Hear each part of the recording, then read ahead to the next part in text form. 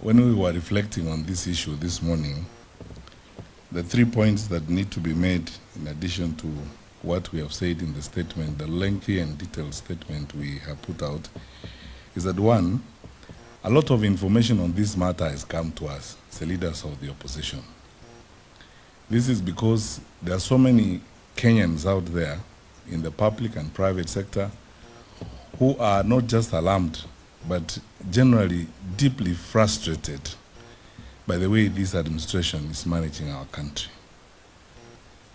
I stop to ask the question all the time, in this era of information and liberal availability of information, it cannot be that the government and its leaders are doing this in the hope that the public will not know, which leads us to the conclusion that they are doing so blatantly, deliberately, and they actually don't care about the law, they don't care about the stability of the country, and they don't care about the progress of the country.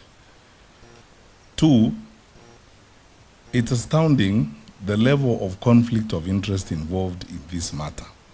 When you read all the documents and all the information that has been brought to our attention, it's so abundantly clear that the president and head of state is not just an interested party in this matter, he is a practical key player in this whole matter.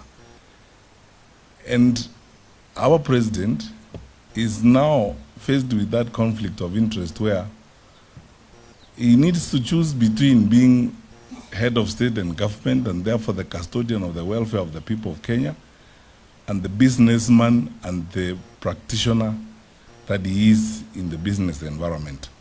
Because for the private sector in this country, the leader of our nation is a predatory competitor. And he can't hold that position of competitor and regulator at the same time, because obviously you can see the resultant effect of it. It's untold pain and suffering of our people. Lastly, I hate to say this, I always hope I'm wrong on some of these things, because just 4 years ago, before we left the government, we warned the country about a number of these things. I was in the previous administration when we saw some of these things, and pointed out that these our friends do not have the capacity to be fair arbitrators and leaders of a great nation such as ours. In my view, and we've discussed this matter considerably, if this issue is not dealt with, this matter of oil, I think we haven't seen the worst yet in terms of the direction our economy is going to take and some of the things that are going to happen as a result of the conduct of government business. So when we say publicly that our country is going the wrong direction, we do so because we love our country, we are patriotic, we are responsible people, and we have a moral duty to point out to our fellow citizens when we think we are clearly entering a very dangerous zone in the affairs of our country. Our leaders need to make that painful decision. Are they going to be leaders, regulators, managers of the affairs of our country and therefore the custodians of our people's welfare? Or they are going to be private business people doing business? If you sat down with Kenya Private Sector Alliance, the Kenya Association of Manufacturers, and all these private sector people working in our country and investing, working very hard in our country, some of them in low tones, some of them in extreme frustrations of the things that happen, give you evidence that our country is headed the wrong direction.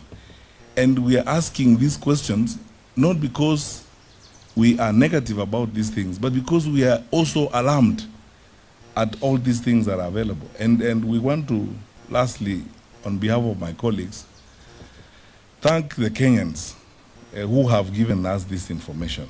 You had my two colleagues who spoke, my three colleagues who spoke before me, Honorable Gashawa, Honorable Kalonzo Musyoka, and Honorable Muturi.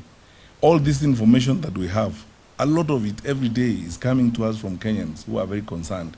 We thank them. We want them to know that we appreciate their forthrightness and their commitment, and we remain open. Please give us more information on this, because we have been taken through this oil business by government officers and public officers who are willing to share information, who are equally concerned and very, very frustrated by the way the affairs of our country are being run. We will work with them. My last point is to assure them that in us they have very worthwhile partners. We are also hopeful about our country, and we are asking them not to lose hope even as they find themselves in those circumstances. Help is on the way. We are turning the corner soon. We will turn the leaf soon, and we will continue with the business of building a country, because we believe our beloved country, Kenya, is better. We are better than this. Thank you. Well done. Okay.